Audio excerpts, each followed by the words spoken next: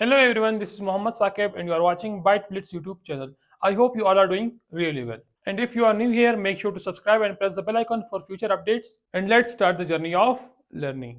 सो वर्स ये हमारे पास थर्ड स्ट्रक्चरल डायग्राम है। फर्स्ट हमने पढ़ी थी क्लास डायग्राम, उसके बाद पढ़ी थी ऑब्जेक्ट डायग्राम और अब हम पढ़ेंगे package diagram. Package diagram actually में होती क्या है?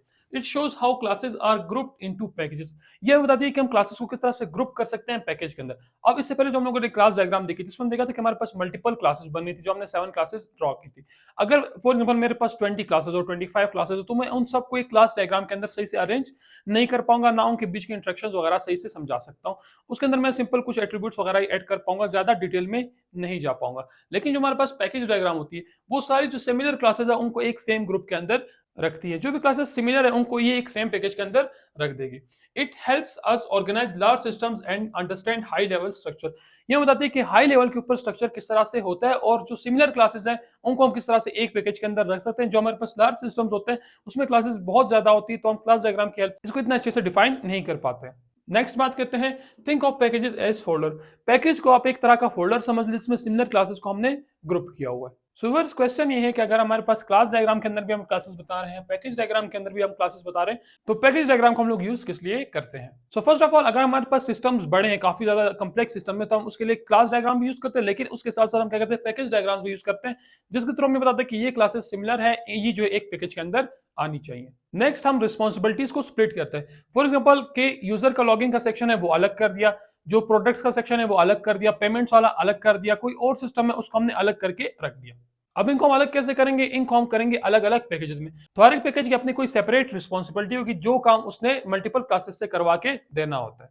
नेक्स्ट पैकेज डायग्राम का हमारे पास फायदा है कि हमारे पास कंप्लेक्सिटी को कम करता है। अगर हम सिर्फ क्लासेस लिखें तो हमारे पास 20, 30, 40 क्लासेस होंगी। अब जो देखने वाला है उसको समझ नहीं कि एक्चुअली में सिस्टम के अंदर काम क्या हो रहा है, लेकिन पैकेज डायग्राम के थ्रू हम ये समझ सकते हैं कि एक्चुअली में सिस्टम किस तरह से बिहेव कर रहा है। नेक्स्ट हम इसका यूज करते हैं कि हमारे पास जितने भी मॉड्यूल्स है उनके अंदर डिपेंडेंसीज कौन कौन सी आती है। तो हम देखते हैं कि हम पैकेज डायग्राम को ड्रॉ किस तरह से कर सकते हैं। सो व्यूअर्स, पैकेज डायग्राम को ड्रॉ करने के लिए हम बता दें कि पैकेज डायग्राम के अंदर हम क्या क्या चीजें ड्रॉ करते हैं।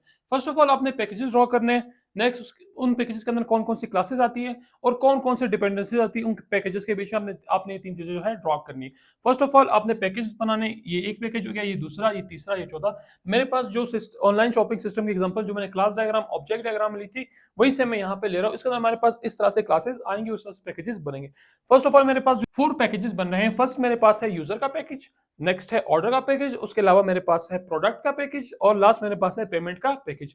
अब पैकेज के अंदर आपने क्या करनी है, जितनी सिमिलर क्लासेस हैं उस पैकेज से रिलेटेड वो आपने उस पैकेज के अंदर रख देनी है। अब मेरे पास जो क्लासेस आ रही है यूजर के अंदर वो है यूजर की क्लास, कस्टमर की क्लास और एडमिन की क्लास।